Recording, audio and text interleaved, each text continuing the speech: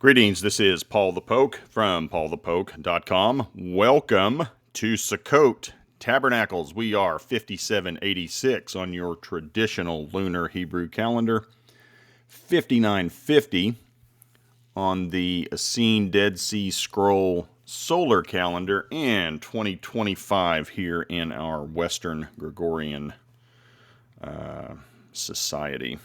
So, big night. Leviticus 23, verses 33 through 36. Again, the Lord spoke to Moses, saying, "Speak to the sons of Israel, saying, On the 15th of this 7th month is the Feast of Booths, for 7 days to the Lord. On the first day is a holy convocation. You shall do no laborious work of any kind. For 7 days you shall present an offering by fire to the Lord. On the 8th day you shall have a holy convocation, and present an offering by fire to the Lord. It is an assembly. You shall do no laborious work." And we're going to cover these timelines in this because there's some significance to what we're watching happen. This is the last of God's appointed feasts or festivals.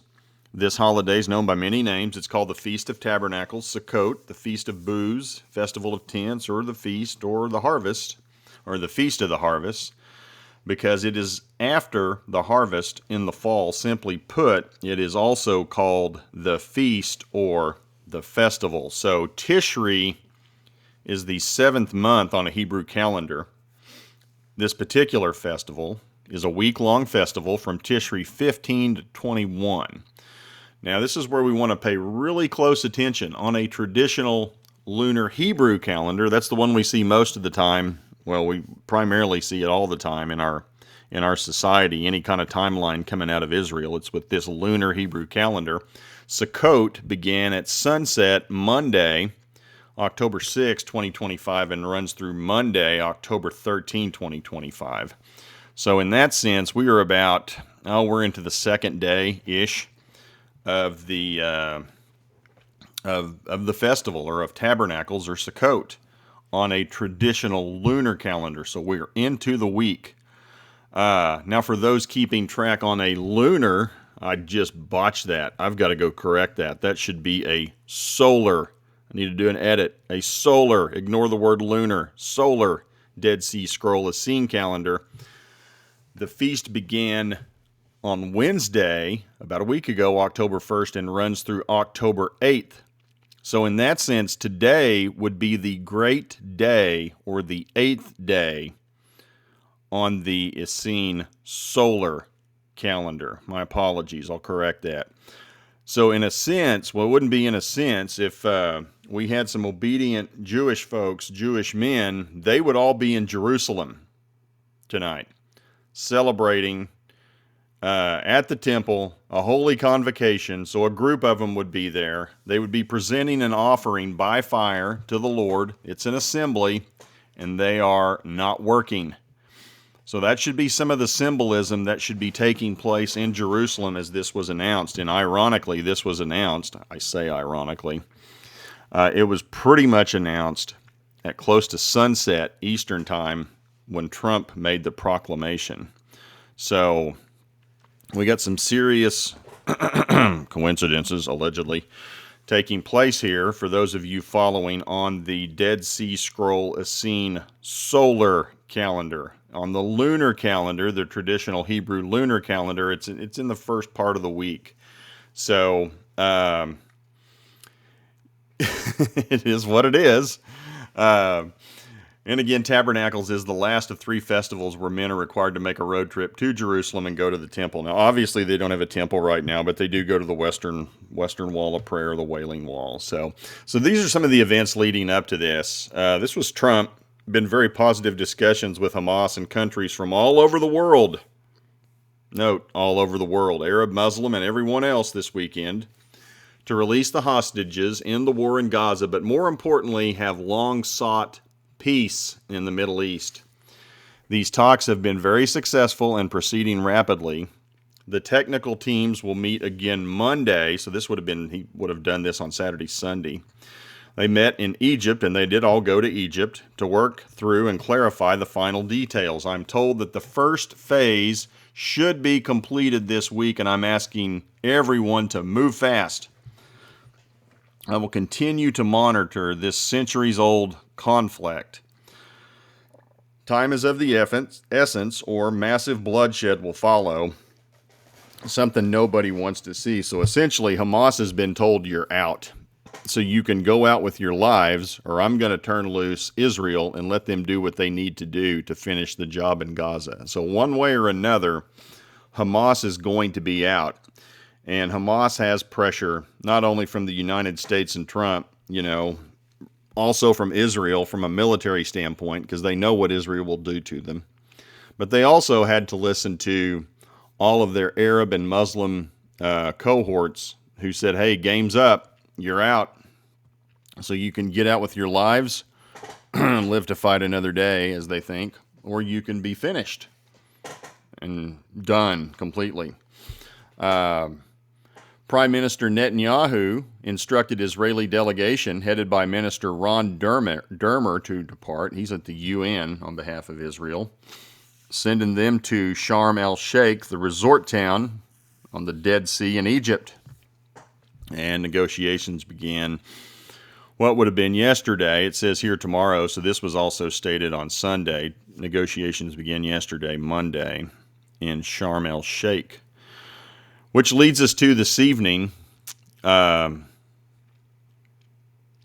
Wednesday, October 8th. I could have those timelines off a little bit as to when everybody showed up in Egypt.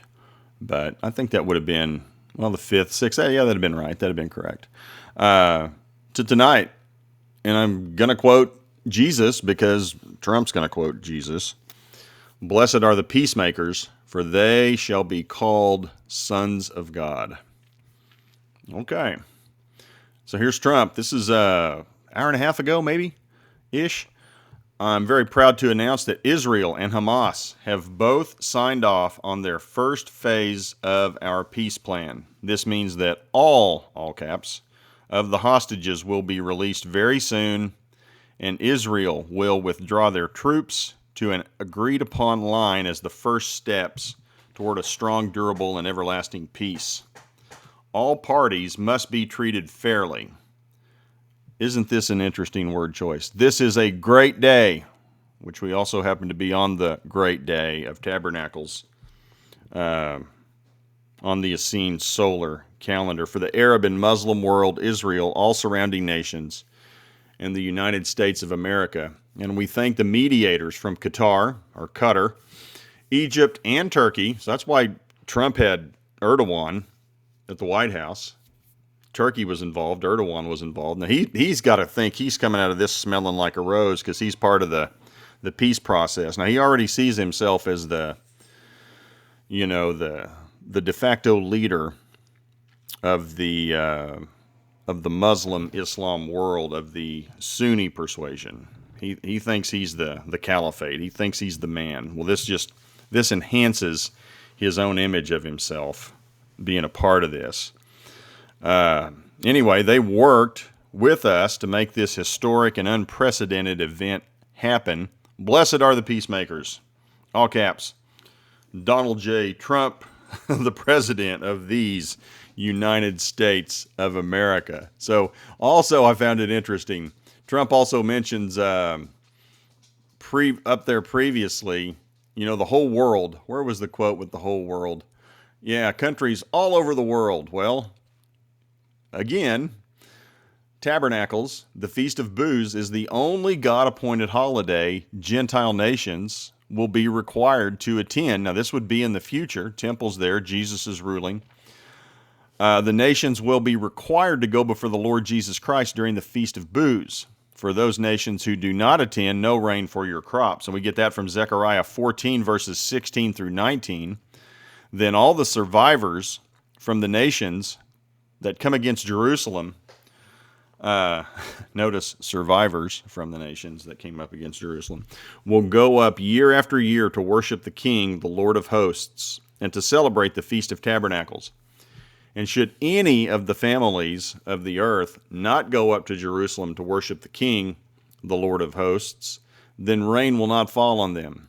And if the family of Egypt does not go up or enter, then no rain will fall on them. So better go. You're going to cut out some rain, hard on your crops.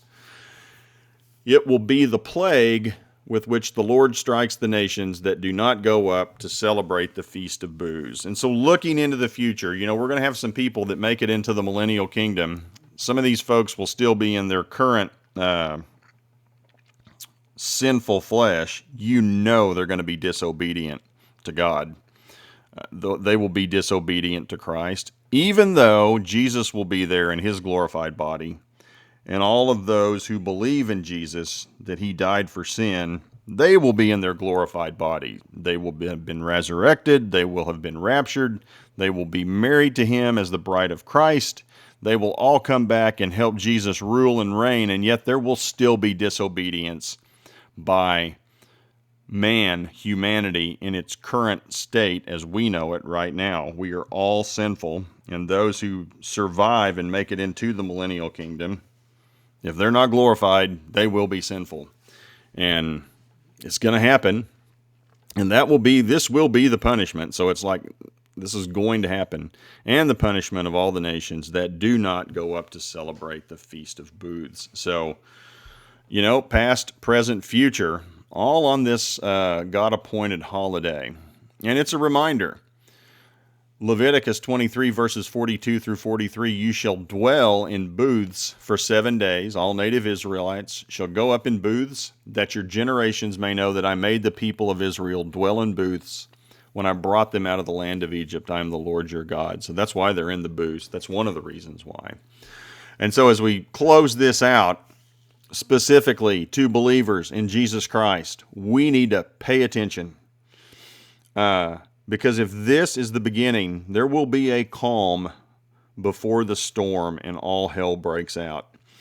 And if this is the first phase of that, 1 Thessalonians 5 verse 3, I know I've quoted this many times. While people are saying there is peace and security, and it's all over the social media, all over the internet, peace and security, peace, peace, peace, then sudden destruction will come upon them as labor pains come upon a pregnant woman, and they will not escape. Scripture's very clear. There will be a time when all these wars that we are currently witnessing, they will stop, and there will be a time of peace before the 7-year tribulation. It's just what it says. And the question is, are we watching step one of what will become a peace initiative that kind of catches hold, and we see all these wars and all these conflicts settle down before literally all hell breaks loose on earth? And it will culminate in the return of Jesus. And he will do some house cleaning. He will get the broom out. And there will be judgment. I know people don't like to hear that. But he will return as the Lion of the tribe of Judah. And he will absolutely will roar and rule and control with an iron fist and sword from Jerusalem. That's what it says. And you might want to get yourself straight with the lamb instead of deal with the lion. He is the lamb that takes away the sin of the world. He is the sacrificial lamb for sin. He died for sin. But at some point, that will come to pass, and he will return as a lion. And he's not playing around when that happens. He's coming. He's coming back. That's why this website exists. He is coming back. And every day we get a little bit closer. So appreciate you guys following along. Big night. I'm sure more details will emerge if this holds. This may not be time. I'm very open to that. But a lot of momentum. A lot of people are very excited, and rightfully so. I mean, it's not fun to watch people get killed, watch war happen. And I'm not poo-pooing on the fact that we're having peace, but it's following, or it appears to be following, the timeline that the Bible has laid out. That with, wars and rumors of wars, at some point there will be a false sense of peace and security. There will be a calm before the storm. And when that starts to happen, now if this is the case, be on the lookout for all these little false messiahs. They're going to come out of the woodwork, claim to be Jesus, and solving all the problems. We should start seeing some of that emerge. If we start to see that, we have a really good idea where we are in time relative to the Olivet Discourse and what Jesus said about events leading to his return. So keep you posted. Thank you very much for those of you who share, comment. Exciting times. What a time to be alive. The prophets talked about, man, I wish I could be alive when all this goes down. So we are very blessed. We know what's coming, where we shouldn't be scared, shouldn't be fearful. He told us all these things, not for fear porn, but for comfort, to know, hey, this is what it'll look like. These are the things that are going to happen before I return. So have confidence in his word. It's more sure. His word is more sure than what we see, smell, hear. The word that's been given to us is more sure. And Scripture tells us that. So appreciate everybody tuning in. Y'all take care. Bye.